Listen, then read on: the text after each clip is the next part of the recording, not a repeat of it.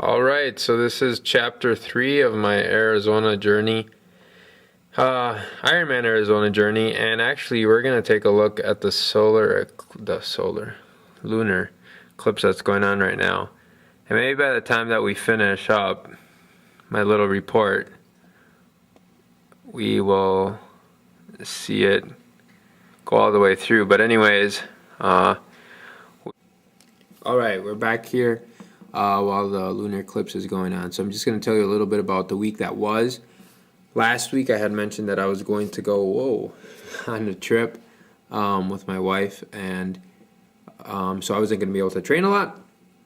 And what actually ended up happening is that I did some, just some biking on Monday and Tuesday, but I really started to get sick, and the winter weather here in Minneapolis really started to get to me. So by the time that Wednesday rolled around, I was just not feeling well. Didn't work out on Wednesday. Thursday went on our trip, and I just, I had no expectations of really working out, and that's really what ended up happening. Hun? Anyway, something on the computer. So unfortunately, I don't have a lot to report on. So instead, maybe I'll mention a little bit about my bike history. I learned to ride a bike back in Guatemala, but it was just very basic. I never had a road bike growing up, nothing in college. My first triathlon bike was for team and training, doing Lifetime, and I ended up getting a Quintana Kilo back at Gear West, now 4 years ago, and it was a great bike. Had it for 2 years, and then sold it to a friend, and now I ride a Cervelo, and I'm very, very happy with it. It has, that surface that doesn't scratch or chip very easily, which is good for me because I tend to sometimes not take care of my bikes the best. So my progression as far as biking, once again, it's fairly similar to swimming. I was never very strong. I mean, I was used to lifting weights and doing a lot of that stuff in college, but nothing really related to cycling. I think that my PR at a 70.3 was at Steelhead, and I should have brought up my race results. You can always see them on my website at iwilltri.com, but I think at the last racing that I did, I was right under 21. Or maybe 22. Now I can't remember. So, anyways, what I'm hoping for Ironman Arizona, obviously, is, I don't know, I mean, I think that depending on the wind, that's obviously been a big factor the past few years in that race. And so if I was to be right around a 5:30 or, lower than that, that would be great. You can never really worry too much about external circumstances. Last year at Wisconsin, my first Ironman, I had a flat, spent a lot of time, just kind of screwed up the changing of a tubular back. So hopefully that won't happen this year.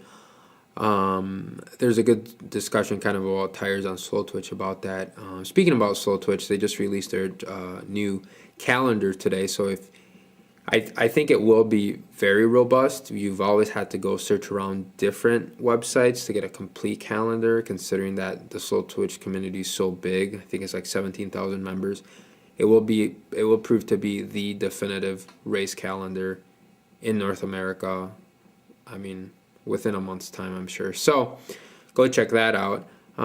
As far as what I've been doing at the beginning of this week, I might as well go into this week. So I got back. Monday was a day off, and so I was able to bike for a while and did a little half an hour brick run after that. And then on Tuesday, I did a few intervals. Tuesday I usually do intervals, so I did some intervals on the bike. And today is Wednesday, so woke up early, and the weather here is bad again.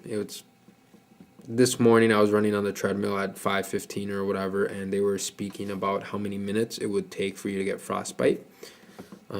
So the fact that they're counting it that way is just ridiculous. So this morning I did a 35-minute easy run. In the afternoon, it was time for my long run. How I structured it was fairly similar to 2 weeks ago. I did 5 minutes really easy, 25 minutes, 9-minute pace.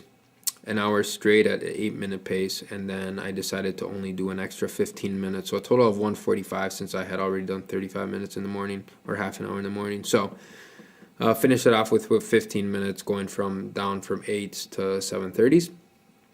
And tomorrow, hopefully, I'll swim and then do another bike in the afternoon. So that's kind of the schedule for right now. This weekend, I need to start getting in the miles, and obviously, if you've seen the other videos, next week will be a bigger week, maybe 21 hours, and then my buddy Aaron from teamshogren.com and I will do Epic Week, which we'll see if we maybe hit 30 hours. So I might try to go over there and videotape a little bit of the lunar eclipse here live from Minneapolis, or if not, it will be till next week that I will report again.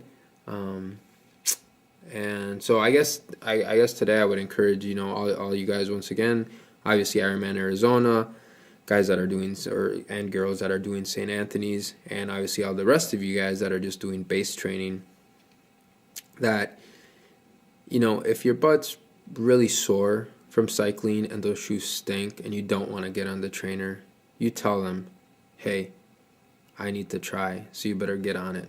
All right, till next week. This is Hector Fernandez from Minneapolis. Till next week. Bye-bye. Well, and so after having videotaped Chapter 3, I'm going to try to zoom in, and frankly, I have no idea whether this is going to work on YouTube or Vimeo. There you go, people. Oh, that's beautiful. That, my friends, is beautiful. All right, till next week. Keep training hard. Peace out.